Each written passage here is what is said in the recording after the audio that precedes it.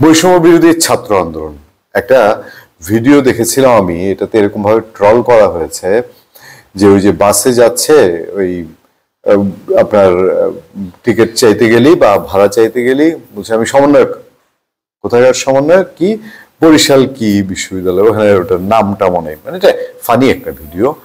তারপর আরেকজনে জিজ্ঞেস করে কয় আমিও সমন্বয়ক, সহ সমন্বয়ক এই জায়গার। আরেকজনে জিজ্ঞেস করে কয় সেও সমন্বয়ক, সহকারী সহ সমন্বয়ক। এই করে করে যখন ভাড়া বেশি চায় কয় এই যাত্রাবাড়িতে গাড়ি আটকায় ফোন দিচ্ছে, এরকম এরকম বিষয় আসে। অতটা বাংলাদেশে বাস্তবে দেখা যায়নি, এগুলো ফান করা হয়েছে কেন?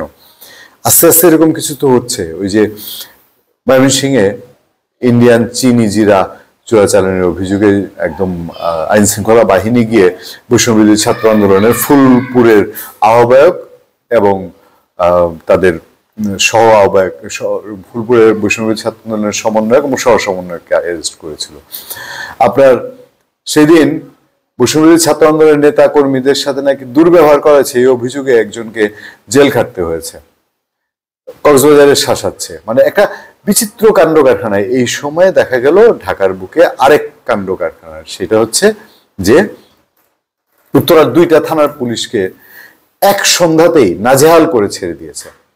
এই বৈষম্য বিরোধী ছাত্র আন্দোলন তাদের একটা প্রোগ্রাম ছিল, সেখান থেকে 3 জনকে পুলিশ ধরে এনেছে। প্রথমে বলা হয়েছে উত্তরা পশ্চিম থানায়, সেই জায়গা থেকে গেছে উত্তরা পূর্ব থানায়।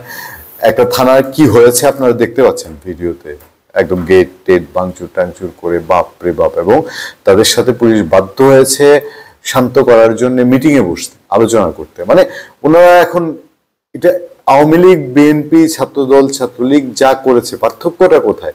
বৈষম্য বিরোধের কথা বলে এটা কোন বৈষম্যের বিভাজন শুরু করার চেষ্টা? মানুষ তো ছাত্রদল, ছাত্রলীগ দেখলে আতঙ্কে কাঁপতো। এই রাত 9টা 10টার সময় বই খাতা ফেলে থানা ভাঙতে গেলে এদেরকে দিয়ে ভবিষ্যতে কি আশা করা যায় আর মানুষ কি কল্পনা করবে? এই এদেরকে আবার সামনে নিয়ে প্রধান উপদেষ্টাই বলছেন ছাত্ররা দল গঠন করছে, একটা আগ্রহের ব্যাপার যে ডাক্তার মোহাম্মদ ইউনূস তিনি যদি এরকম নিজে ওন করেন কিনা, এরকম প্রশ্ন বিভিন্ন জায়গায় উঠেছে। বিএনপির দিক থেকে নানা কথাবার্তা হচ্ছে।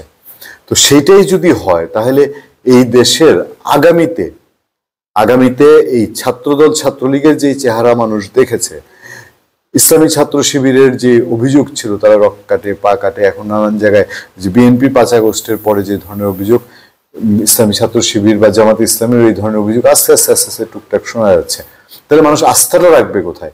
একটা জায়গায় বৈষম্যবিরোধী ছাত্র আন্দোলনে তারা মঞ্চে উঠলেই মাইক পাইলেই বলে আমরা আগের বৈষম্য, আগের ট্র্যাডিশন সব ভেঙে দিব, এইসব চলবে না, আগে এই হয়েছে সেই হয়েছে। বাবা আগে এই হয়েছে, এই অপরাধ ঢাকার জন্য এখন আপনারা কি করছেন? দেখবেন উত্তরায় যে কাণ্ড কারখানা করছে, আপনারা যদি প্রশ্ন করেন, আমাদেরই প্রশ্ন করেছেন 17 বছর কি হয়েছে দেখেন নেই?